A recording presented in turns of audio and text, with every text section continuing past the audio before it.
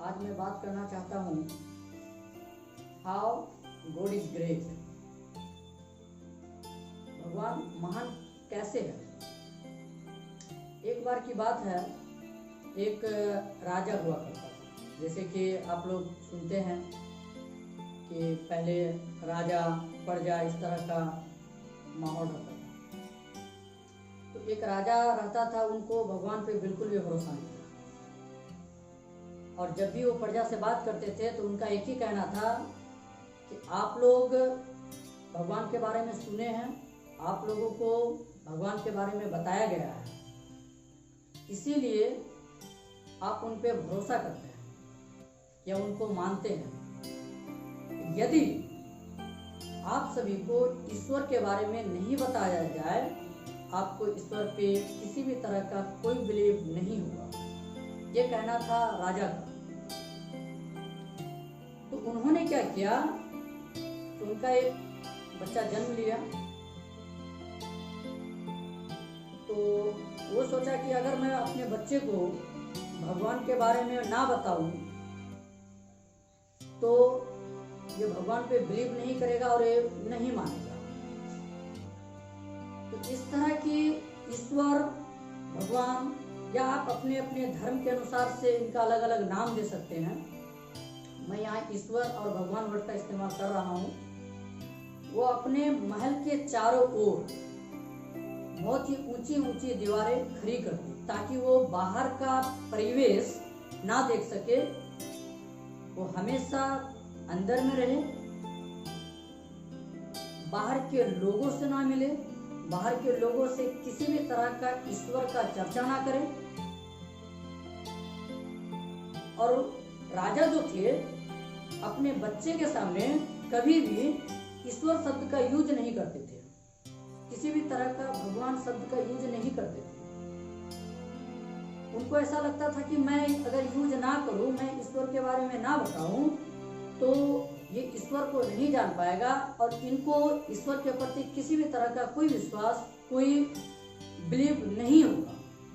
इस तरह से समय बीतता गया। जब वो लड़का लगभग 18-20 साल का हुआ, 18-20 साल तक वे बाहर का परिवेश से दूर रहा, बाहर के लोगों से दूर रहा, किसी भी तरह से किसी के साथ किसी भी तरह का कोई मुलाकात, किसी भी तरह का कोई ईश्वर के बारे में चर्चा नहीं की और ना ही कभी मंदिर गया, मस्जिद गया, कहीं नहीं गया। हम लोग को भी लगेगा कि उन बच्चे को बिलीव नहीं होगा ईश्वर पे, क्योंकि ईश्वर के बारे में चर्चा नहीं की गई उनके सामने और ना ही उनके पिताजी ईश्वर के बारे में कभी उन्हें बताया और ना ही ईश्वर का नाम दिया। ये सिलसिला चलता गया। एक दिन की बात है, जब राजा अपने गार्डन में टहल रहे थे।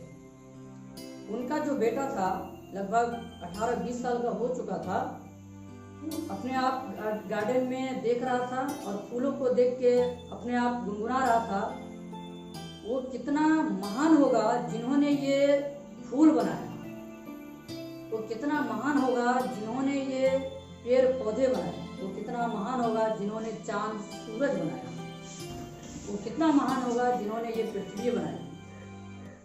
अगर मैं उनसे कभी मिलूंगा तो मैं उनकी पूजा करूंगा, मैं उनकी सेवा करना चाहता हूँ। ये सारी बातें राजा सुना और राजा को बहुत ही अचंभित हुआ कि मैं कभी उन्हें ईश्वर के बारे में नहीं बताया, मैं कभी उन लोगों से मिलने नहीं दिया जो ईश्वर की आराधना करता है, फिर भी ये उस ईश्वर के बारे में इस तरह की सोच इसके मन में कैसे आया।